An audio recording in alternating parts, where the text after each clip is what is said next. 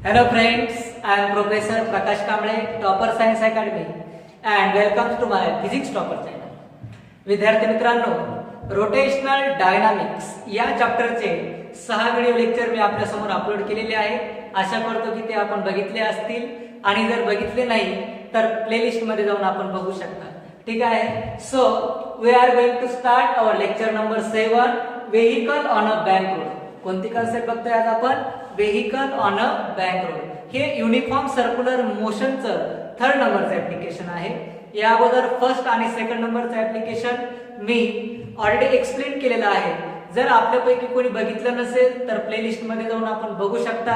आणि विद्यार्थी मित्रांनो, 100% गॅरंटी देतो की जर आपण फर्स्ट आणि सेकंड नंबरचं जर ऍप्लिकेशन बघितलं तर जे आज आपण शिकतोय 3rd नंबरचं application vehicle on a bank road हे आपल्याला नक्की समजून जाईल. ठीक आहे. तर बघूया बँक ऑफ रोड कशाला म्हणायचं, काय डेफिनेशन आहे याची. आपल्यापैकी कोणाला माहित आहे सांगा. ठीक आहे, बघा लक्ष द्या. The process of raising outer edge of road over its inner edge through certain angle is known as banking of roads. परत लक्ष द्या. The process of raising outer edge of road over its inner edge through certain angle is known as banking of roads. आणि banking of रोड्सचा फायदा कुठे होतो सांगा बरं. तर बघूया 1 बाय 1. बघा लक्ष द्या. आपली ज्यावेळेस व्हेइकल ही हॉरिझॉन्टल कर्व रोड मध्ये परफॉर्म करते. कोणता रोड आहे हा? हॉरिझॉन्टल कर्व रोड आहे. तर हॉरिझॉन्टल कर्व रोड मध्ये परफॉर्म ज्यावेळेस व्हेइकल करते तर एक नेसेसरी सेंट्रिपिटल फोर्स प्रोव्हाइड होतो. कोणता फोर्स होतो? सेंट्रिपिटल फोर्स प्रोव्हाइड होतो. Centripetal force nothing but frictional force. Centripetal force म्हणजे कोणता फोर्स प्रोव्हाइड होतो त्या ठिकाणी? फ्रिक्शनल फोर्स होते. तुम्हाला सांगितलं की सेंट्रिपिटल फोर्सच कोणता तरी फोर्स बनतो, म्हणजे या ठिकाणी कोणता फोर्स बनलेला आहे म्हणतो? Frictional force. आणि तो काय करत असतो सांगा बरं? सेंट्रिपिटल फोर्स लागल्यामुळं ती व्हेइकल काय होते? बॅलन्स होते. ठीक आहे. कारण अशा टर्मवर व्हेइकल काय होऊ शकते? थ्रो अप पण होऊ शकते. ठीक आहे, कारण त्याला सेंट्रिपिटल फोर्स पण लागलेला आहे ना आउटवर्ड डायरेक्शनला. तर या अशा वेळेस काय करतो? सेंट्रिपिटल फोर्स त्या व्हेइकलला बॅलन्स करण्याचं काम करत असतो. परंतु कधी कधी आपण बघितलं की हॉरिझॉन्टल सर्क्युलर ट्रॅक मध्ये व्हेइकल ज्यावेळेस परफॉर्म करते तर व्हेलोसिटी मॅक्झिमम किती असायला पाहिजे? √μs/g. ठीक आहे, एवढी व्हेलोसिटी असली तरच व्हेइकल काय होऊ शकते? कॉन्स्टंट गतीनं त्या ठिकाणी परफॉर्म करू शकते. परंतु याच्यापेक्षा जर जास्त व्हेलोसिटी झाली, समजा या व्हेइकलची स्पीड जी आहे ती काय झाली? या फॉर्म्युला जो दिलेला होता आपल्याला √μs/g. ठीक आहे, याच्यापेक्षा ही मॅक्झिमम स्पीड आहे. परंतु याच्यापेक्षा जर स्पीड जास्त जर झाली तर व्हेइकल काय होऊ शकते? थ्रो अप होऊ शकते. मग अशा वेळेस काय केलं जातं? रोड बनवतानाच अशा टर्नला एकतर इनर साइड, समजा हा इनर एज आहे, ठीक आहे, आणि हा कोणता एज आहे? Outer age. मग इनर एज किंवा आउटर एज काय केला जातो? थोडासा उंच केला जातो.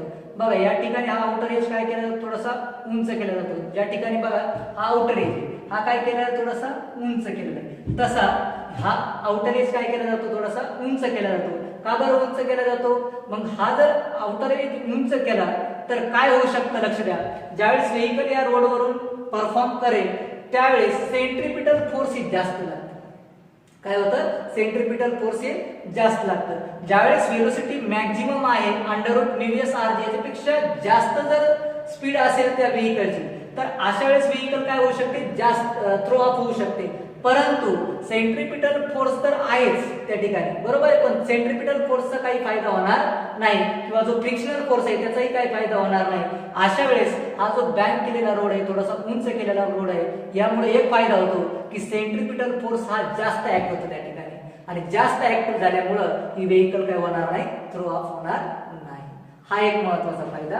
परंतु लक्ष द्या, फ्रिक्शनल फोर्स हे नेहमी राहणार आहे का? नाही.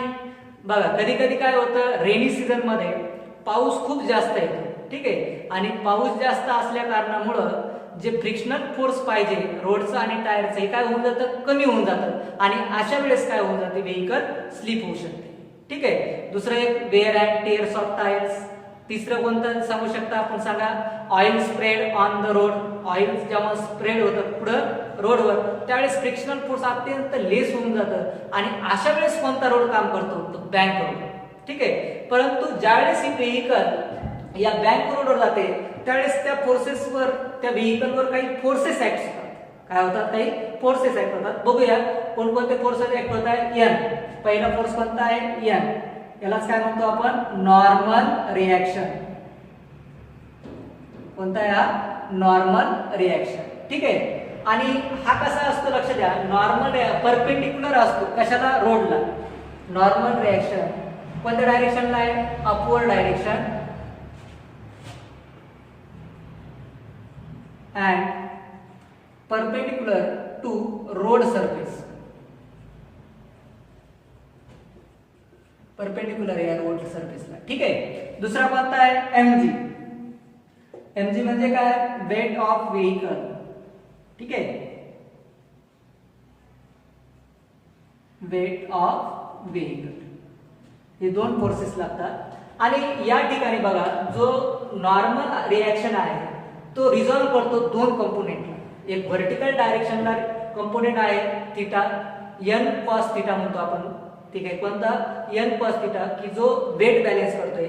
आणि दुसरा कंपोनेंट आहे एन साइन थीटा, हा काय करतोय, प्रोव्हाइड करतोय centripetal force. N sine theta काय करतो, नेसेसरी प्रोव्हाइड करतो कशाला, सेंट्रिपिटल फोर्सला. चला ठीक आहे, इथपर्यंत लिहून घ्या. डायग्राम रफ करतो मी, स्क्रीनशॉट काढून घ्या वाटलंच तर. ठीक आहे. चला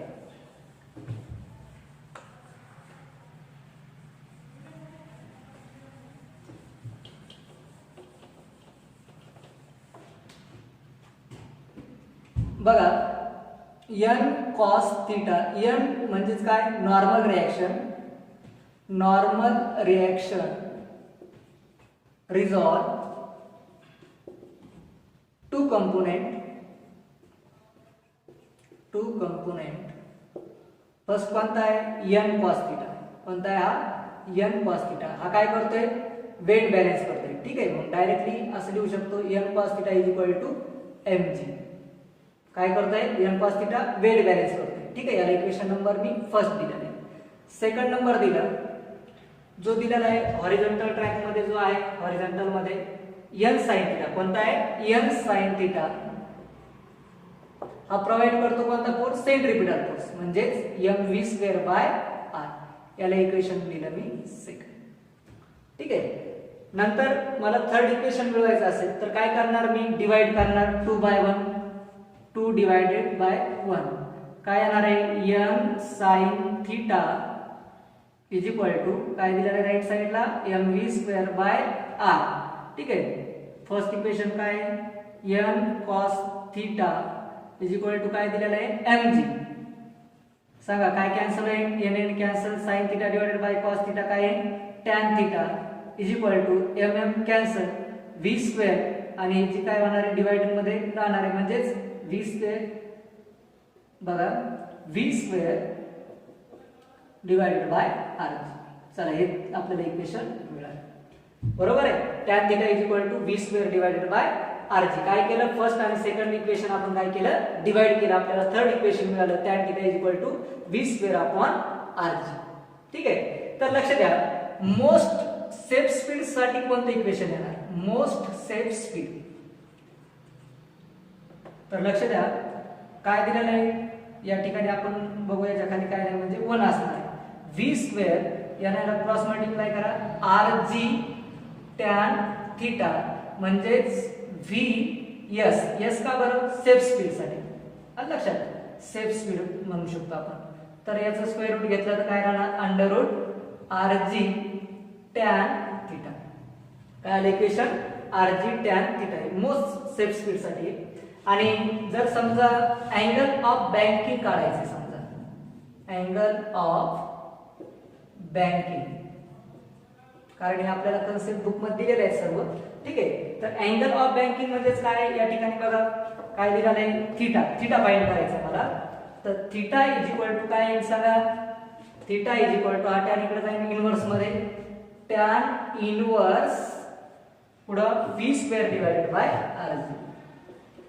व्ही स्क्वेअर डिवायडेड बाय लक्ष द्या, हे जे डेरिव्हेशन दिलं होतं आपल्याला की फ्रिक्शनल फोर्स ज्यावेळेस इग्नोर होतं, काय होतं, इग्नोर होतं, त्यावेळेस आपल्याला अशा पद्धतीचे डेरिव्हेशन मिळतील.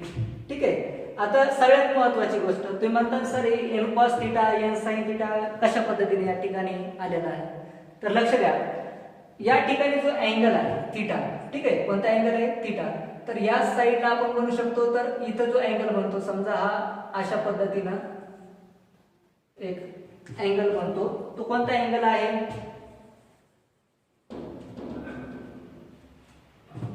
बघा लक्ष द्या, हा अँगल आहे थिटा. ठीक आहे. ज्यावेळेस तो अशा पद्धतीने होतो म्हणजे हा सुद्धा किती आला, थिटा आलेला आहे, बरोबर आहे. म्हणजे या ठिकाणी सुद्धा हा अँगल किती, थिटा असणार आहे, तर हा काय असणार आहे, 90 मायनस काय असेल, थिटा, म्हणजेच हा सुद्धा काय आला, थिटा. आणि ज्या ठिकाणी थिटा असतो तो कोणता अँगल असतो, एन कॉस थिटा. ठीक आहे. म्हणजेच आपण कंपोनेंट बघतोय ऍडजसेंट साइड अपॉन हायपोटेन्यूस, बरोबर आहे. ऍडजसेंट साइड म्हणजेच काय असणार आहे, एन कॉस थिटा, हायपोटेन्यूस काय असणार आहे, एन साइन थिटा, असा रिझॉल्व केलेला असतो. लक्षात. ठीक आहे. इथपर्यंत लक्षात आलं. चला बघू. ओके.